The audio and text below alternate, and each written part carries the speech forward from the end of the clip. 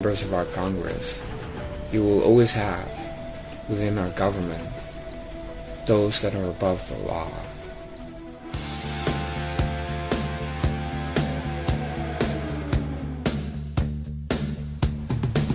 Hey, it's me. And as you know, I always like to make you think about different subjects or different ideas. And that is because many people are just not talking about some of the issues. Now, President Trump has often said he wants to unite our country, that we've been divided too long. And I just wonder where in his top 10 that objective really is, because, you know, if you're president and you become president and you want to be a historic president, you would have something like that, some ambition to do something great. Uniting the country would really be amazing, but I happen to believe that it's impossible. And I know you would think that if you're great on the economy and security and, you know, you're hitting those American themes, that most people will feel patriotic and that people would unite, you know, just for the good of the country and America first. But so far, at least, it's not really working. And with left-wing radicals, you cannot give them an inch, they will take a mile. But I want you to think, is that really what President Trump wants to do? Or he's just saying that? Is President Trump looking towards uniting the nation by the end of his second term? Or is he interested more in fixing the nation, and uniting the nation is not going to be in the cards because it's just not possible?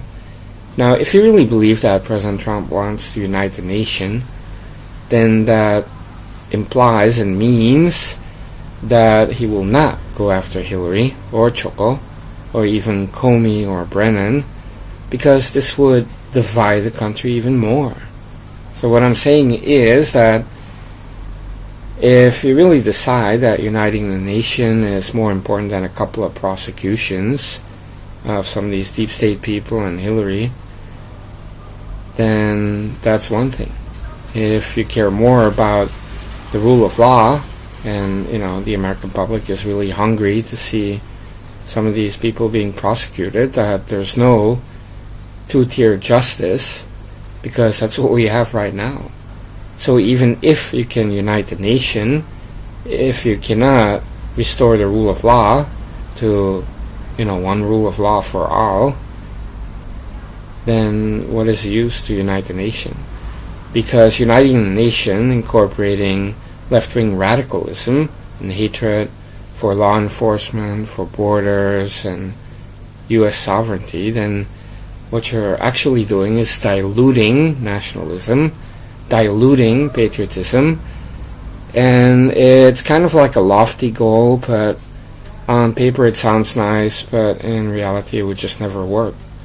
Because if you really look at the Founding Fathers, their purpose was to create checks and balances, opposing forces, yin and yang, or as I say it, yin and retarded demon rats. And that's what we have, checks and balances. Two parties, maybe eventually three major parties. I just don't know, but it was never the intention of the Founding Fathers to have a united country where everybody agrees, which would lead to control of all branches of government by one party, uniting the nation. Now, I believe in dominance, though, Trump nation domination, which really means that you would have Democrats, like in the past, being, you know, just in charge of an area, basically controlling their territory, and it's like a 25%, a 30%, or let's say even 35% of the nation, and the rest it's all GOP and the Trump nation. But I'm going to have to be honest with you, my personal opinion, and, you know, I just have 2 cents, just like all of you, is that President Trump does not want to unite the nation.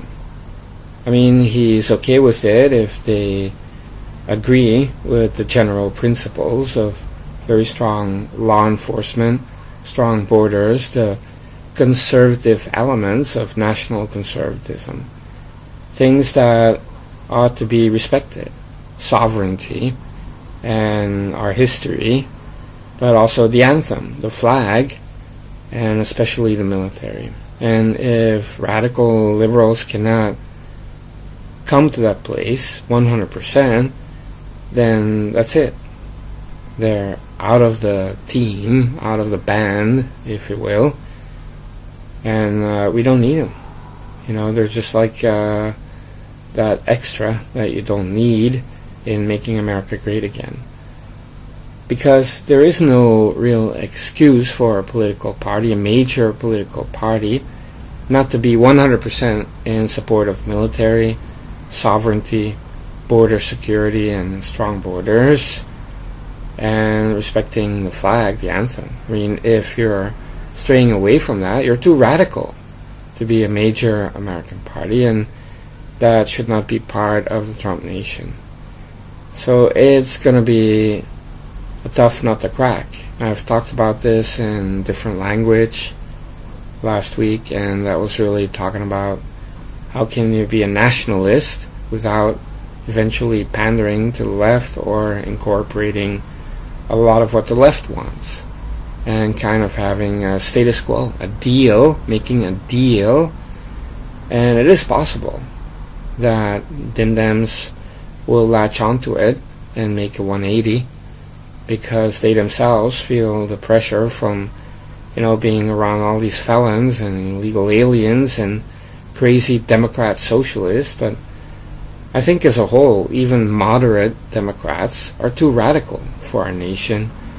I mean, they're against ICE, law enforcement, they hate the police, they hate the military, they hate our sovereignty. They don't even respect the U.S. Constitution. And so for me, the Second Amendment is really a key issue.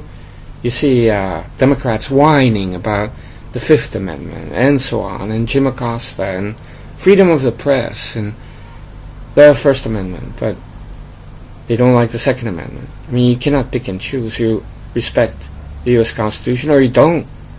It's that simple. And they don't. So how can they be part of a Trump nation? How can they be part of nationalism when they don't even care about their nation at all? So it's about America first. And I believe that many people would just switch to the GOP when they identify with those patriotic elements and, you know, basic building blocks of a nation, a constitution, a territory that is secured, a military to defend it, and law enforcement to keep justice and peace within the borders.